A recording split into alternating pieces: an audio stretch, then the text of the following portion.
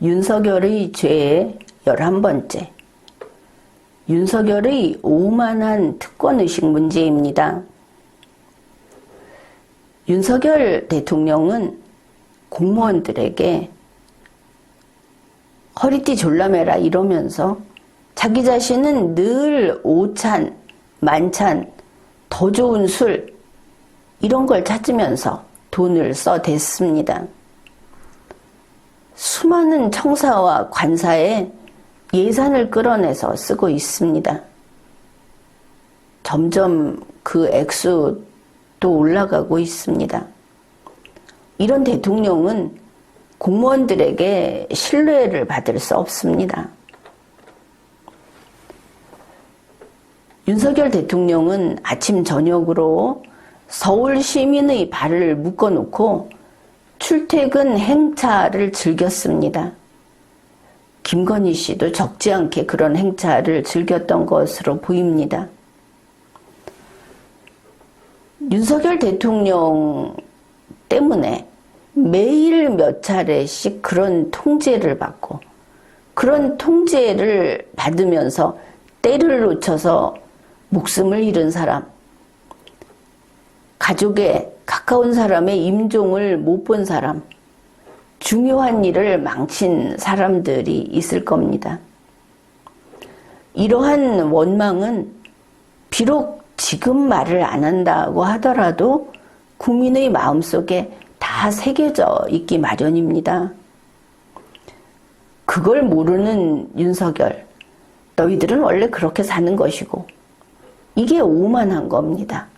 가난한 사람은 불량식품 먹는 것이고 이게 본인이 말실수가 아니고 그냥 의식의 표출인 것이죠. 8월 10일 그 폭우 때 그때 대통령실의 그 강승규 시민사회 수석이 라디오 방송에 나와서 한 말도 이런 의식을 참 잘 보여줍니다. 대통령이 이 기록적인 폭우에도 퇴근해서 집에서 보고를 받았는데 그것 되느냐, 상황실에 있지 않고 이런 뜻이죠. 그러니까 강승규 수석이 이렇게 말을 합니다. 윤석열 대통령이 계신 곳이 곧 바로 상황실이다. 완전 황제라는 것이죠. 황제를 모시는 자의 발언이다. 비가 온다고 해서 대통령이 퇴근을 안 해야 하냐. 이거는 이제 들이대는 겁니다. 배째라 하면서. 이 두 가지입니다. 오만하거나 불손하거나 이 두 가지가 항상 앞뒤로 엮여서 나오는 게 바로 윤석열과 그 측근들이다. 그 다음에 대통령 집무실을 용산으로 이전하는 데 드는 비용이 아주 크게 잡은 금액이 이겁니다. 1조 800억 대략.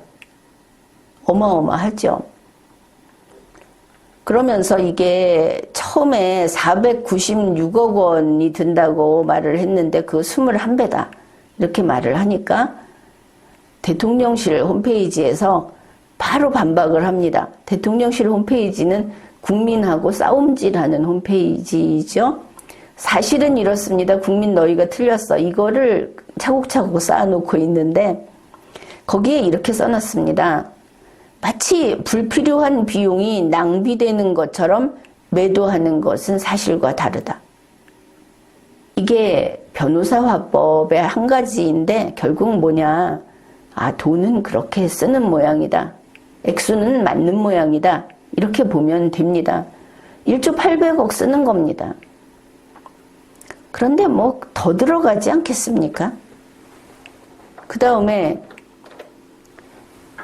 대통령실에 변기, 가구 이런 거 사는데 10억 원이 들었다. 이제 취임한 지 6개월 됐다는 거 생각해야 합니다.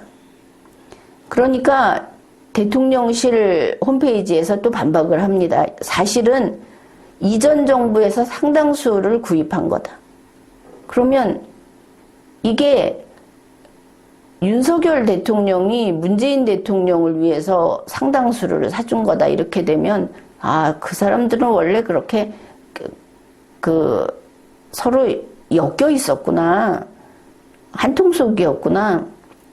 싸울 땐 싸우더라도 또 같이 빼먹을 때, 세금 빼먹을 땐 또 같이 가는구나.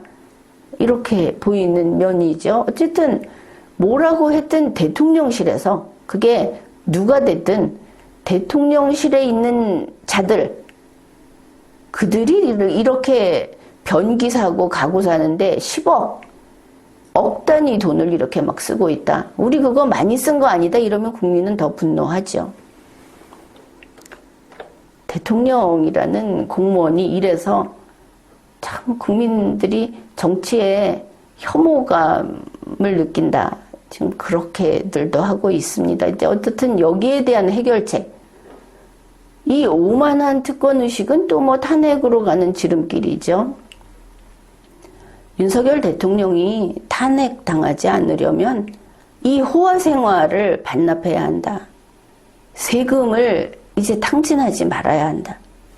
지금까지의 그 예산 집행 내역을 꼬박꼬박 공개를 하고 매달 세금 집행 내역을 대통령 홈페이지에 전부 다 게시해야 한다.